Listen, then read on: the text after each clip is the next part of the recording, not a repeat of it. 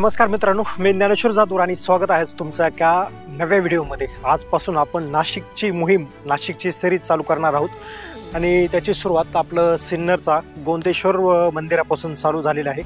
12व्या शतकात हे मंदिर स्थापन झालेलं आहे। यादवांच्या काळामध्ये एकदम दगडामध्ये एकदम छानशी अशी प्रतिकृती दगडावर दगड ठेवून दगड छनी हातोड्याने कोरीव काम करून या ठिकाणी आपल्याला एकदम सुंदर असं मंदिर पाहायला मिळतं। तर चला मग आपण या मंदिरामध्ये काय काय वैशिष्ट्यपूर्ण पाहायला मिळतं त्याचा प्रयत्न करू।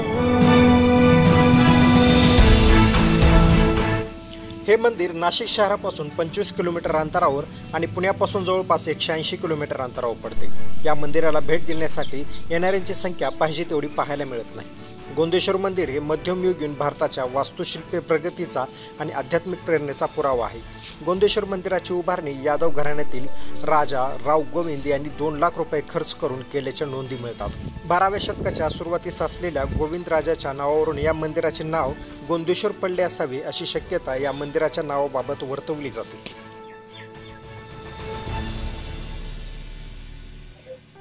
मंदिरामध्ये आल्या आपण जर डाव्या साईडला आलो तर इथं आपल्याला गणेशाची त्या काळची दगडी मूर्ती पाहायला मिळते आणि गणपती बाप्पाचं दर्शन घेऊन आपली मंदिरामध्ये सुरुवात होते।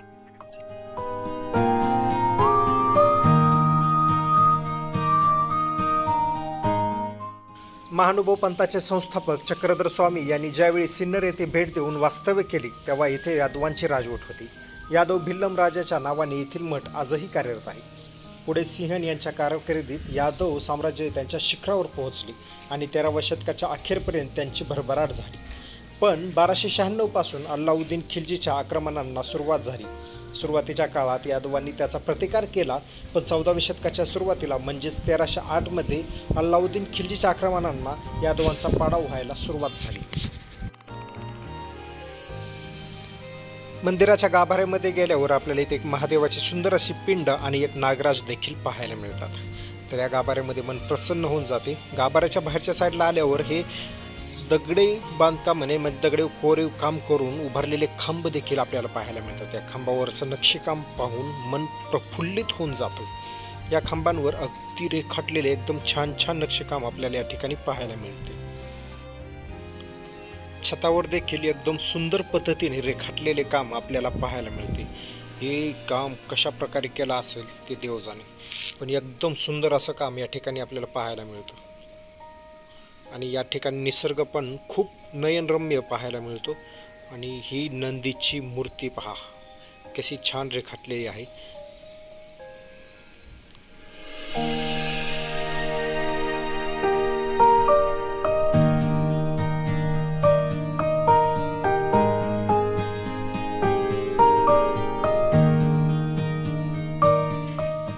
इथल्या मुख्य मंदिराच्याच म्हणजे शिव मंदिराच्या पायथ्याला आपल्याला हत्ती कोरीव पद्धतीने रेखाटलेले आपल्याला पाहायला मिळतात। जणू काय या हत्तीने या शिव मंदिराचा बोजा आपल्या पाठीवर घेतला आहे अशाच पद्धतीची रचना या ठिकाणी आपल्याला पाहायला मिळते। दगडाची थोडी झीज होत असताना दिसली तरी पण रेखीव काम अगदी छान असं दिसून येत आहे।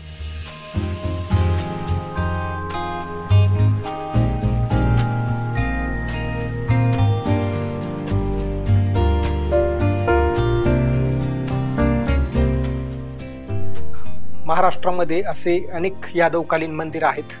आपल्याला भुलेश्वर मंदिर देखील पाहिलं, परत धर्मवीर गडावर देखील मंदिर आहेत 2-3 वेगवेगळे। तर ते पण यादव काळामध्येच बांधलेली आपल्याला पाहायला मिळतात, जवळपास 12व्या शतकामध्ये। तर प्रत्येक मंदिर आपण व्हिजिट दिली पाहिजेत, जेणेकरून म्हणजेच प्रचलित होतील आणि लोकांना देखील कळेल। तर या सुंदर मंदिरामध्ये तुम्ही देखील नक्की व्हिजिट करा। एकदम असं मस्त मंदिर आहे आणि वातावरण पण एकदम शांत आहे।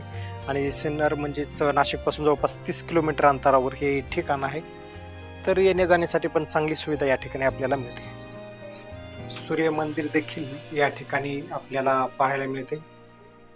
महाराष्ट्रात क्वचितच ठिकाणी आपल्याला सूर्य मंदिर पाहायला मिळते। भगवान सूर्यनारायणाची ही मूर्ती दगडामध्ये एकदम छान पद्धतीने कोरीव काम करून तयार केलेली या ठिकाणी आपल्याला पाहायला मिळाली।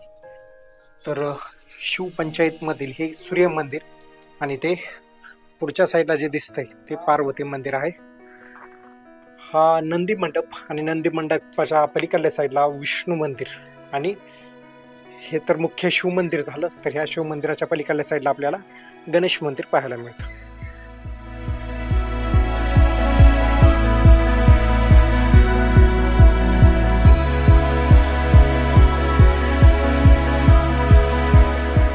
तर आता हे गोंडेश्वर मंदिर पाहून झाल्यानंतर आपल्याला श्रीमंत पेशवे बाजीराव बल्लाळ यांचं जन्मस्थान देखील या डुबेर गाव आहे, इथून जवळच 10 किलोमीटर अंतर असेल, ते पाहायचंय. तर हे पहा मित्रांनो, इथं मगरीचं तोंड देखील पाहायला मिळतं. मकर मुख म्हणतात वाटतं याला. तर मध्ये जे अभिषेक होतात तर यातून हे पाणी इथं बाहेर येतं आणि इथून मार्ग काढून दिलेला आहे बाहेर पाणी जाण्यासाठी.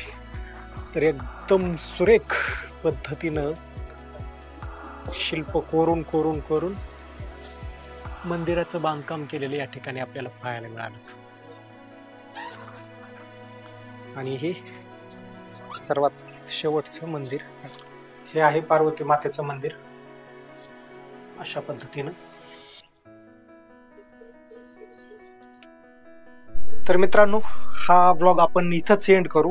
नाशिकच्या पुढच्या सिरीजमध्ये आपल्याला पाहायला मिळेल श्रीमंत पेशवे बाजीराव बल्लाळ यांचं जन्मस्थान किंवा तो वाडा जो आहे तो पाहायचा आहे. तर ह्या व्हिडिओला नक्कीच लाईक करा आणि पुढचा व्हिडिओ देखील तुम्ही पाहून घ्या. प्रत्येक व्हिडिओ मस्त आहेत. नाशिक सिरीजचा हा पहिलाच पार्ट आहे, तर बाकीचे व्हिडिओ देखील तुम्ही पहा.